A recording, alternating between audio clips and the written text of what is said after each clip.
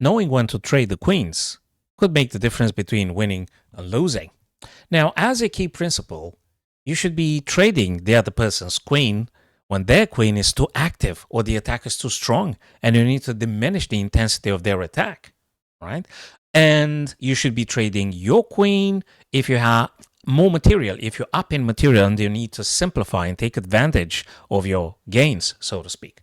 Let's look very concretely at a couple of situations here.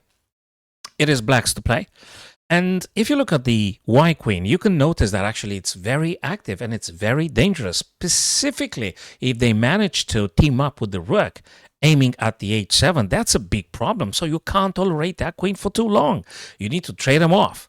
And luckily, you can do that by placing the queen to d4, which checks the king and attacks the queen now. So really, it don't matter now. If they move the king away, you're going to take the queen. If they take your queen, you're going to take them back. But you manage to keep your king safer by eliminating that very active queen. And by the way, that's a thematic lesson now that looks at trading off queens, but also applies to any other piece which is way too active, way more dangerous for you. Try to eliminate trading off, exchanging that piece. Let's look further on, please, my chess friends. We go for another exercise here.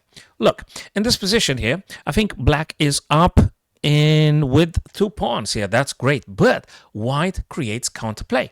Okay, so if they create too much counterattack, you need to trading the queens. Okay, you try to make it simpler, more defensible, and more advantageous for yourself. Now, queen to c3. It's absolutely great. Looks at the queen here. You do want to trade that queen because it's just too dangerous, too many lines. You got a bishop, you got a rook. You can't let that queen to exist for too long. And if they don't trade, because obviously if they would have taken, you would have played knight to c3, aiming at those two guys, forking them. That's okay. You're going to take it off the board, and the situation gets more clearer. You got an excellent, most ideal outpost for your knight here, and further threats. And all of a sudden, more optimistic, more controllable for black here. So that's how you've got to look at it from an, efficient point of view. This next position here, my chess friends, should you take the black queen or not? Opposite side castling, but you can notice actually that if you manage to get a rook on the b file, and if you manage to replace the queen with the bishop, so to speak, perhaps the pressure would be enormous. Okay, and that would be a very, very strong attack. So you mustn't trade here. You don't have to trade here. Okay, just avoid the trade. Your queen is too versatile, is too powerful. So you mustn't trade your queen if you are attacking more. Okay, so that's the idea. You're attacking more, you're more dangerous. Don't trade your queen. Keep your options viable, applicable on the board. So move the queen away. They will have to probably play something. And nothing stops you to making a move like rook to b, and it's looking already so good, specifically after bishop to f3. This is really super dangerous for black and very good for you. Again, don't trade if you're attacking, and if it's more problematic for your opponent. Now, although your bishop does hit the rook, you got a problem. Your queen is under threat. So you don't have too many options. And frankly, again, let's see, 3-3-6, 3-2-5. You got one extra pawn. This guy is a passer. So I think it's a good time now to try and takes the queen. Just take those queens off the board now. Awesome stuff now. So you're attacking the queen, and at the same time, the bishop attacks the rook. So whichever way they want to look at it, you will manage to take the queen off the board, because if they don't, you're going to take the rook. So they'll have to take your queen. You're going to take with the bishop, and the rook will be under pressure. But good news is you've got a passer, so everything is great here. So from this point of view, white is a bit better. Should you take the white queen or not? Well, before you take the queen, if you want to take the queen, you may not want to take the queen. Perhaps you can find another way to attack the white king, which is weaker than the black king in this position here. And you need to take advantage of a little in-between move.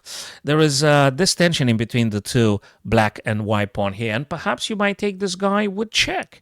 And if the king takes it recklessly, you might have another check here, and that means the white queen is falling. So if you have options in attacking, diversifying your attack, do not trade the queens. especially if the other king is weaker. So now you go, you go with what I wanted to say is that you do take the pawn with check, and now they need to react to this one. So absolutely not good to trading queens. Let's go for another exercise here. What can we notice is that the queen is very active. Look at all those diagonals. Look at all those diagonals. The queen is aiming at g7. It's too much power. You can't even say, oh, I'm going to play rook to g8. You cannot. There is also a bishop. So too much attacking power for your opponent. Try to diminish that attack. For instance, with queen f6, aiming at the queen, and also looking at c3 pawn, check, and fork. So here, I guess white would be happy to take the queen off, and the game had changed. You've got some central pawns here. You might be able to push them and to send this guy someplace else rather than being here on d3. Just saying as a general idea. I hope you guys got a hang of it. So let's look here. Another exercise. Should you take on b8 or not? Is it absolutely necessary? Can we find another way to attacking more efficiently the black king? Of course we can. Of course we can. There is a check here with tempo, meaning you're going to win another turn to play. And perhaps you might be able to exploit the f7 because you got two knights very eager to do a little bit of dancing here. So you're going to go with queen to e6, checking the king. King's got to go somewhere, and then you might be able to get one of your knights into action, attacking, pressurizing, posing more problems to your opponent. I hope, guys, you understand here. And now, perhaps one more before we wrap it up here. We do have a problem. Black has mounted a very strong attack, battery, looking at h2. I know we do have a knight, but it's incredibly uncomfortable. So you are supposed to feeling uncomfortable here because you realize how strong the battery is. Is there any way that white can get rid of the black queen? Or at least propose them a very, very undeniable exchange here? Perhaps queen to e7 would just do the trick here. Okay, queen to e7. You're looking at the queen. You want to take that queen off the board, and that's the wisest thing to do. Okay, because you can't tolerate your opponent's active, dangerous pieces. Now it's the queen, but then again, my chess friends, it's applicable to any other piece which is very active. They've got active pieces, trade them off. Okay, you've got some material advantage, simplify, exchange the pieces because you're going to maintain your advantage over the board. So these are the key ideas you need to understand. So thank you very much, guys, for this watching this video. Subscribe to this channel if that was useful, and follow me on my live streams, and we might be playing a couple of puzzles together, maybe some friendlies, maybe some tournaments. Why not?